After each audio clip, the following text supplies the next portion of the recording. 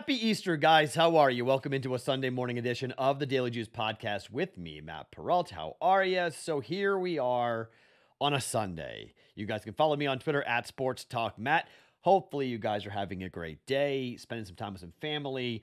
Got some great basketball games to get into here today. I got 4 plays for us that we're going to jump in with here. 3 with the NBA playoffs and 1 with Major League Baseball that we'll jump into. It is Easter after all, so there's a play we got to make. Just has to happen. But so here we are taping. I don't know how the day was yet. We got to wait and see how it all plays out. But because the combat sports is going to end pretty late, I got to get this taped and get this up. So I don't know how Saturday ended. So hopefully it was a winning day. Not sure it's going to be a winning day, but just a quick thing on the USFL. So we got that bet wrong. One of the things that I talked about last night was we don't know anything about the league. So after watching the USFL and the under not coming in, one thing, now the opener was 55.5. Okay. When that thing opened offshore, it was just absolutely crushed all the way down to 42.5.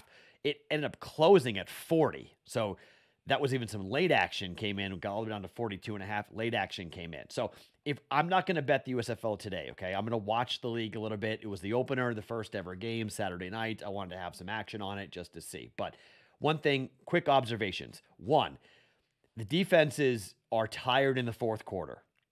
2, there aren't flags being thrown. These referees have been essentially told, do not bog down this league with calls.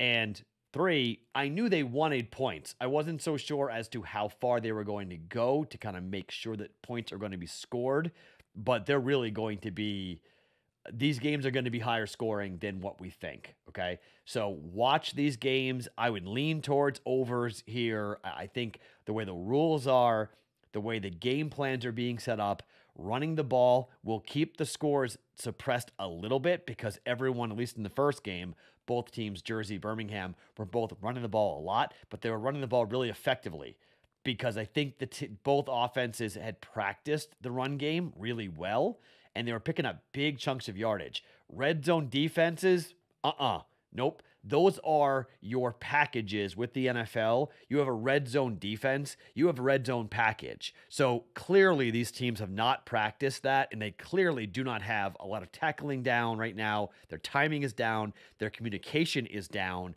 and the running game offenses have a big advantage early, okay? So this is something we're going to learn.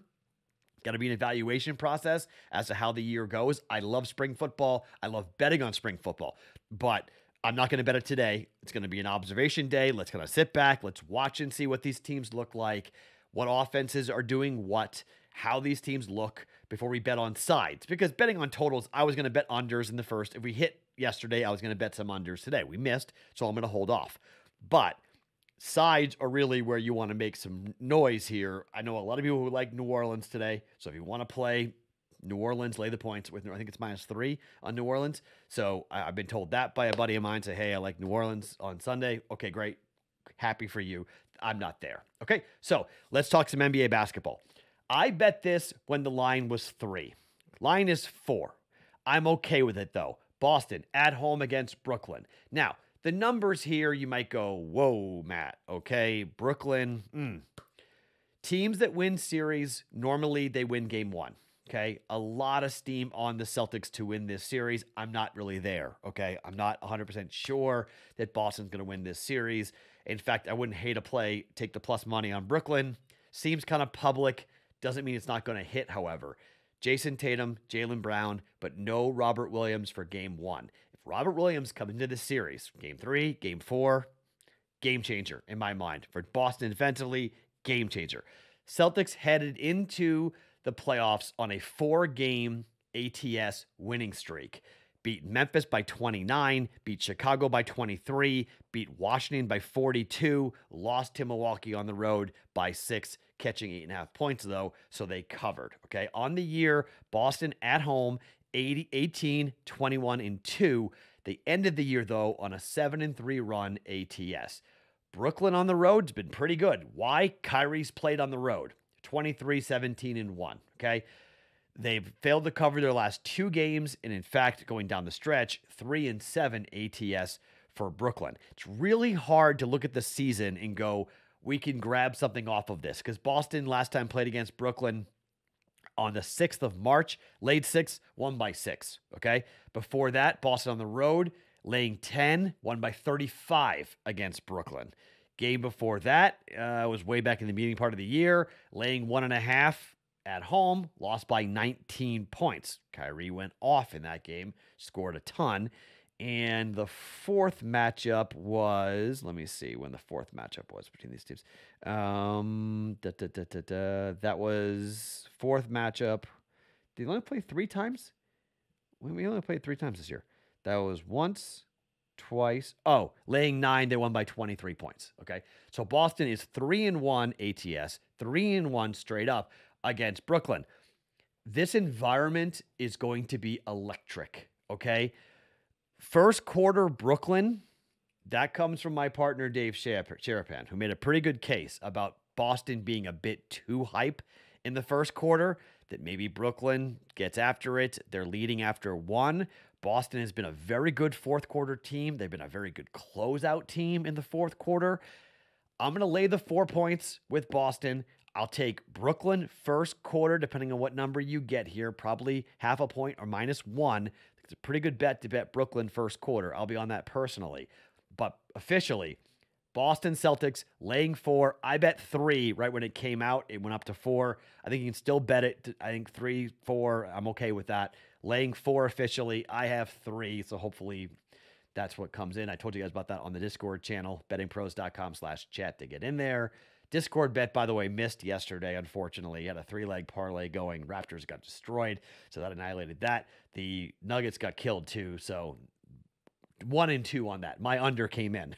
one bet we got right yesterday was the under on Dallas, easily coming in on that, so we got that right. So we're going under. Sorry, we're going Boston -4 here at home against Brooklyn for a half a unit. Okay, second bet of the day. Speaking of unders, this goes right into our wheelhouse. Chicago and Milwaukee are both divisional opponents. Chicago against divisional opponents this year, 12-3-1 to the under. Milwaukee against divisional opponents, 10-6 to the under. Against the Eastern Conference, Chicago 29-22-1 to the under. Milwaukee 29-23 against the conference to the under. At home, Milwaukee 21-20 to the over. Chicago on the road, though, 22-18-1 to the under. 229.5. This number is trending up. You may get a better number than me on this, okay? But this is a perfect game to middle, okay? I tried to middle the Dallas game, didn't work, okay? So I gave a little bit back. I didn't bet the full half a unit going into that. I gave a smaller bet on trying to middle it. Still won money on it, but I'm going to try to do it again here on this one. So you lay under 229.5 or under 230, depending where the number is when you get it. And then watch for a slow start. Hopefully it comes all the way down. I looked for a 20 point, 15 points is the minimum. I hope for 20. You get a 20 point middle. If this thing at any point during, if it's 230, at any point, if it's 210, bet the over, okay? Under first, over second, 20-point middle, try to get both bets, okay? Use in-game wagering to your advantage. Use the algorithms to your advantage. I mean, anytime during the game, if you have the under 230 or 229.5, under 230 cashes for us, you get a 210 or higher, or lower rather, over, bet the over, and you have a huge middle to hop in on that, okay? Chicago, Milwaukee, this year, it's been crazy. I mean, these games have gone not just under, but I mean way under against each other. They didn't play each other for a while, but on the 21st of January, Milwaukee hosted Chicago. 227 was the total. It went under by 43 points. It didn't just go under. It went way under in that game. Game on the 4th of March, 240.5. Game went under by 10.5 points. Then on the 22nd of March, 234.5. Game went under by 10.5 points. Sense the trend here? The only game that went over was on the 5th of April on the road in Chicago. It was a 231 total. We bet the under in that game, and the over came over by 2 points. Just got over at 231.5. Okay? It says 229.5 3-1 to the under, way under, double-digit under in all three games. Playoff basketball, under. 229.5 for Milwaukee and Chicago here for a half a unit. Okay? And so I'm going to do something I don't normally do. And I think there's a big mismatch here in every game. Milwaukee, Chicago, Phoenix, New Orleans, Miami, Atlanta. Okay? I think the home team wins. I think the home teams may not cover 6.5, 10.5, or 9.5, 10.5 for these numbers. Don't like that. But I will be stunned if Miami loses to Atlanta at home in game one, or Milwaukee loses to Chicago at home in game one, or Phoenix loses to New Orleans at home in game one. You parlay those three on the money line together, it's a minus 110 bet. Heat, Bucks, Suns, money line, minus 110, half a unit. Playing that as well. I know it's heavy chalk. I know it's dangerous, but I can't see it. I can't see Atlanta beating Miami in game one. I cannot see Milwaukee beating Chicago beating Milwaukee, and I can't see New Orleans beating Phoenix. Look, Minnesota just beat Memphis, okay? I get that. But Memphis is a newbie to the playoffs, okay? This is not Miami, Milwaukee, or Phoenix, okay? Phoenix, Western Conference champions last year. Milwaukee, NBA champions last year. Miami, veteran team at home. Atlanta coming in. You know they need to play well to start it off here. Miami's great at home this season, have a phenomenal home court record for the Miami Heat this season, and I would expect Miami to probably cover in this, but I'm not positive. 29-12, the Miami Heat at home this season. Phoenix, 32-9 at home this season. Milwaukee was 27-14 at home this season. 3-leg moneyline parlay, 0.5 units, half a unit at minus 110. Third bet for the NBA playoffs here today. Now, one thing you can bet at FanDuel. I told you guys about this. This is from Dave Sharapan, not my bet. It's Dave's bet, so I'm not going to go ahead and take credit for it. But Dave put it's only available at FanDuel. This is interesting, so if you look at the money line for the for the Milwaukee Bucks here in game number one, they're minus 550, minus 550. The series price is minus 1,100. FanDuel currently has a bet where if you bet Milwaukee to win game one and for Milwaukee to win the series, it's minus 360. Does that math make sense to you? Think about that, Why? That's a mispriced bet. If it's minus 550 on the money line to win game one and minus 1,100 to win the series, how is that bet combined there only going to give you a minus 360 juice? It's expensive. But what you can do is you can bet that bet at minus 360, and you can bet the Bulls at plus 400 to win game one, just in case. Bulls aren't beating Milwaukee in this series. It's not happening. Milwaukee's not getting bounced by the Chicago Bulls, Not happening. Chicago's played like a lottery team down the stretch. They aren't just turning it on and knocking out the defending champs in a 7-game series with Giannis on the court. Not happening, So in case you want to hedge a little bit, there's a plus 400 bet there, and then lay minus 360. I mean, you could lay thousands on this, I'm not recommending that, but that is a really wild bet at FanDuel that you can make. We talked about it on my other show on Friday. We talked about it this Saturday morning on the Discord live chat. I'm telling you about it here on the podcast. If you have access to FanDuel, check out that bet because that may be a bet to jump in on if you want to. If you're okay with the juice there, if you're not okay with the juice, you can bet plus 400 on Chicago game one to win and to kind of give yourself a little bit of a hedge there in case you might lose. But Milwaukee to win game one and to win the series, I mean, come on now. That should hit. That should happen. And minus 360? No siree. That's a good bet to make. Just a heads up if you have access to FanDuel. One more bet to make here, and it's Easter. Do you think in the sports gambling universe that the San Diego Padres can lose on Easter? They can't lose on Easter. Come on.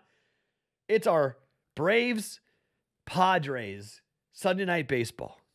There is no way. They're 1-2 at home. Yu Darvish to the bump. Bryce Elder going on the other side. Darvish pitched really poorly in his first game. ERA is 10.57. It's not going to continue. You Darvish can't allow that. You got all these eyeballs on him right now. Minus 130 on the money line. It's Easter. We're betting on the Padres.